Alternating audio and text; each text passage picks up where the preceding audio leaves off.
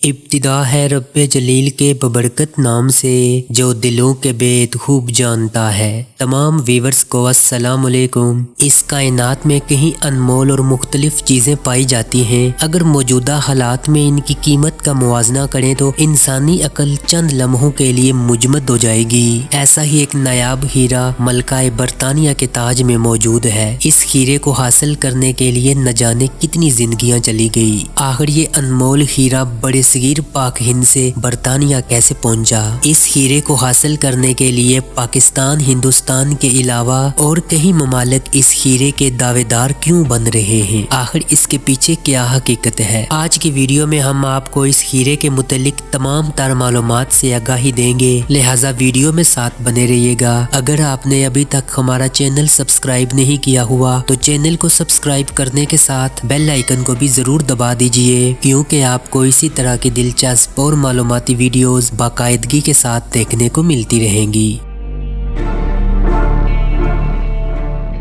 کوہ نور ہیرے کا نام تو یقیناً آپ نے سنا ہوگا، پوری دنیا میں اس ہیرے کے چرچے عام ہیں۔ کوہ نور ایک بیش قیمتی اور بڑا اور اپنی نوعیت کا واحد ہیرا ہے جو اپنے آپ میں ایک الگ تاریخ رکھتا ہے۔ اس کا اصل وزن 37 گرام تھا، جبکہ موجودہ وزن اس کا 21 گرام ہے۔ اس قیمتی ہیرے کی دریافت آج سے کئی صدیاں پہلے ہندوستان میں ہوئی تھی، جس کا سفر ہندوستان سے شروع ہو کر ایران، افغانستان اور پاکستان سے ہوتا ہوا برطانیہ پر اختتام پذیر ہوا۔ اپنے سفر کے دوران یہ مختلف بادشاہوں، حاکموں، مہاراجاؤں کے درباروں سے ہوتا ہوا ملکہ برطانیہ کے تاج کی زینت بنا۔ اس کی قیمت کے بارے میں نادر شاہ نے ایک بار کہا تھا، اسے بیچ کر پوری دنیا کو 2 دن کھانا کھلایا جا سکتا ہے۔ جبکہ اس کی بیوی سے روایت ہے، کوئی انسان اپنے چاروں اطراف یعنی شمال، جنوب اور مشرق و مغرب کی طرف پوری قوت سے پتھر پھینکے اور پھر اسے آسمان کی طرف قوت سے پھینکے اور اس جگہ کو ہیرے جوہرات سے بھر دیا جائے، تب بھی اس ہیرے کی قیمت اس سے زیادہ ہوگی۔ اور کوہ نور روشنی کے پہاڑ کو کہتے ہیں۔ یہ نام ایرانی حکمرانوں نے اس ہیرے کا رکھا تھا۔ 13ویں صدی میں کوہ نور جنوبی بھارت کے علاقے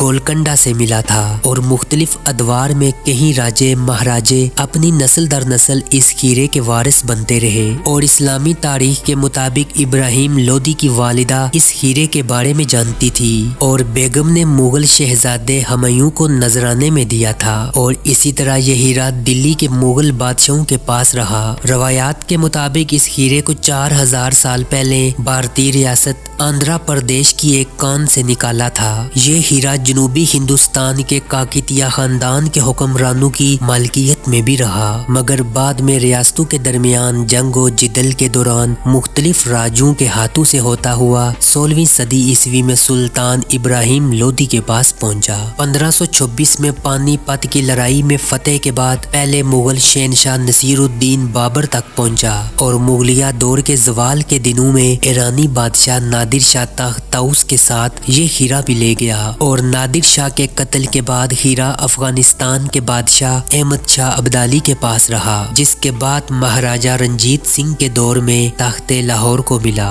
1849 میں برطانیہ کے پنجاب پر قبضے کے بعد انگریزوں نے ہیرا رنجیت سنگھ کے نابالغ پوتے دلیپ سنگھ سے ہتھیایا۔ پہلے یہ لاہور میں برٹش انڈیا کمپنی کے خزانے میں جمع کروایا گیا اور بعد میں برطانیہ بھجوا دیا گیا۔ یہ ہیرا 1953 میں برطانیہ کی ملکہ الزبتھ دوئم کی تاج پوشی کے موقع پر ان کے تاج میں جڑوا دیا گیا۔ تقسیم ہندوستان کے بعد پاکستان اور بھارت برطانیہ سے کوہ نور ہیرے کی واپسی کا مطالبہ کرتے رہتے ہیں۔ 1976 میں پاکستان کے وزیر اعظم ذوالفقار علی بھٹو نے بھی اس وقت کی برطانوی وزیر اعظم جیمز کالہان سے مطالبہ کیا تھا کہ کوہ نور ہیرا پاکستان کو واپس لوٹا دیا جائے، لیکن انہوں نے حامی نہیں بھری تھی۔ سال 1997 میں برطانیہ کی ملکہ بھارت کی آزادی کی 50ویں سالگرہ پر نئی دلی آئی۔ ہندوستان کی بہت بڑی تعداد نے ہیرے کی واپسی کا مطالبہ کیا۔ پاکستان اور بھارت کے علاوہ افغانستان اور ایران بھی اس قیمتی پتھر کے دعوے دار ہیں۔ انگریزوں मर्दू के पास जाने से पहले हीरे का असल वजन 37 ग्राम था। तहम बर्तानिया की तरफ से इस हीरे को बेहतर शक्ल में लाने और चमक दमक में इजाफे के लिए इसका साइज कुछ कम कर दिया गया था। मौजूदा सूरत में 150 किरात का हीरा 21 ग्राम का रह गया। दीगर हीरों की तरह कोहिनूर के साथ भी कई रवायात और कहानियां वाबस्ता हैं। कहा जाता है ये हीरा मर्दों के लिए नहुसत और मौत का बाइस बना है और औरतों के लिए खुशबख्ती का सबब रहा है। अब हुकूमत पाकिस्तान एक बार फिर इस हीरे की वापसी का मुतालबा कर रही है और कहा जा रहा है कि कौमी विरासत की अहम निशानी के तौर पर इस हीरे की वापसी जरूरी है। ये तो वक्त और हालात बताएंगे कि ये हीरा पाकिस्तान को मिलता है या हिंदुस्तान को।